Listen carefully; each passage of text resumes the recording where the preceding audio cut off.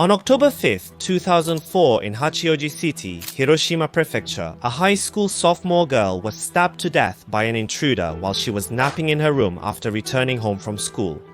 The perpetrator ignored her cries for help and also stabbed her grandmother, who rushed to the scene nearly 10 times with a knife before fleeing. There was no robbery of valuables. The motive of the perpetrator is unknown, and after repeatedly stabbing the victims with a knife, the grandmother survived. However, this was an extremely brutal and heinous crime that shocked society at the time. That is the detailed account. After coming home from high school, Kano went to a room on the second floor and was taking a nap.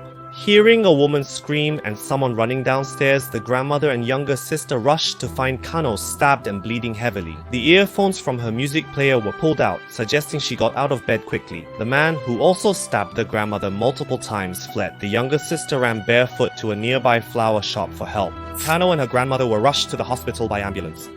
Kano died from severe blood loss, while her grandmother recovered. The suspect left sneaker footprints and fingerprints. He also left the letter A. Kano had no issues at school. The suspect's motive remains unknown. It was an extremely malicious crime. The victim was chased to the stairwell and stabbed.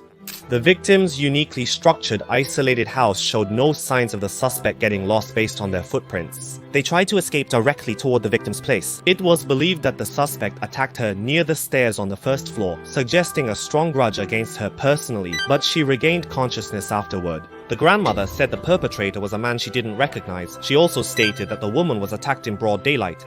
Witnesses said they didn't believe she was being stalked. Police are also collecting evidence from the victim's possessions. They are searching for signs of trouble. Two suspects emerged, Mr. Kusuk and Mr. Nao.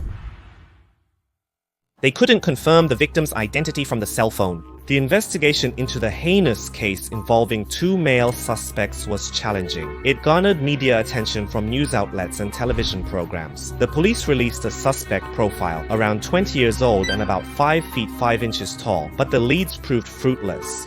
He had a stocky build, and his distinguishing features were narrow eyes and a scar on his forehead. His slightly brown hair was styled standing up. Based on his sister's testimony, a composite sketch of the suspect was made. That's right, this is it. The family was saving up for her to go to college. A 3 million yen reward was offered. Additionally, they requested information and received 5,900 tips.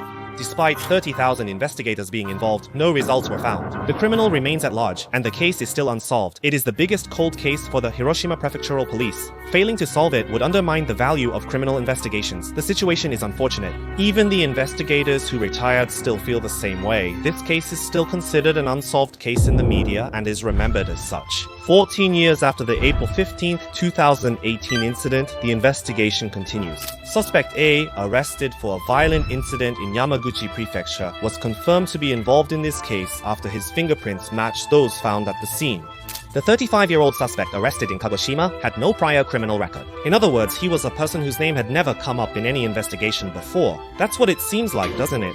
Her younger sister made a composite sketch that doesn't really resemble him.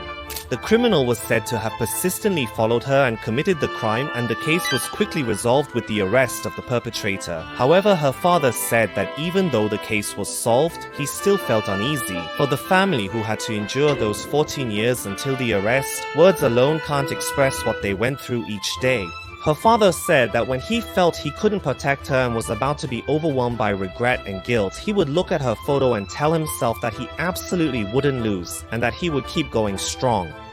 I can't help but wonder why lawyers try to defend or seek lighter sentences for criminals like this. It really makes me think. This case may not be about human rights. I'm curious to hear your thoughts in the comments. Regardless, I hope she can rest in peace. My deepest condolences. That's all for today. Thank you very much.